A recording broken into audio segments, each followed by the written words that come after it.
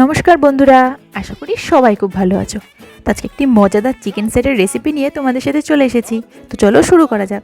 প্রথমেই একটি বাটিতে একটি ডিম, 2 চামচ ময়দা, পরিমাণ মতো নুন, স্বাদ মতো লঙ্কার গুঁড়ো, 2 চামচ আদা রসুন বাটা, সয়া সস, টমেটো সস আর লেবুর রস নিয়ে ভালোভাবে মিশিয়ে একটি ঘন ব্যাটার তৈরি করে নিতে হবে।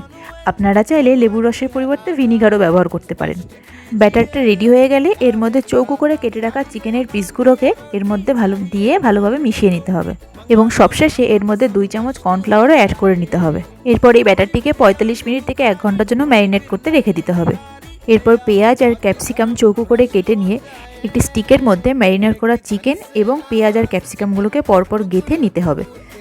আস্তে আস্তে একে একে করে অনেকগুলি আমরা এইভাবে চিকেন সেটে তৈরি করে নিয়েছিলাম। এরপর একটি ফ্রাইং প্যানে অল্প তেল নিয়ে সেগুলিকে ভেজে নিতে হবে। এরপরে এর জন্য একটি সস প্রিপেয়ার করে নিয়েছিলাম। তো সস বানানোর জন্য প্রথমে একটি বলে কিছুটা টমেটো সস, কিছুটা সয়া সস এবং সামান্য গোলমরিচের গুঁড়ো দিয়ে ভালোভাবে মিশিয়ে নিতে হবে। এরপর ফ্রাইং প্যানে থাকা অল্প তেলের মধ্যে সামান্য রসুন কুচি, সসের মিশ্রণটি, অল্প কর্নফ্লাওয়ার আর সামান্য পরিমাণে জল দিয়ে ভালোভাবে মিশিয়ে রেডি করে নিতে হবে চিকেন সেটের জন্য সস। এরপর আগে থেকে ভেজে রাখা চিকেন স্যাটেগুলিকে এই সসের মধ্যে সামান্য টস করে নিলেই রেডি ইয়াম্মি চিকেন স্যাটে। তোমরাও এটিকে বাড়িতে এভাবে ট্রাই করতে পারো। আর ভিডিওটি তোমাদের কেমন লেগেছে সেটা কিন্তু অবশ্যই আমাকে কমেন্ট করে জানিও। আর চ্যানেলটি সাবস্ক্রাইব করতে ভুলো না। টাটা।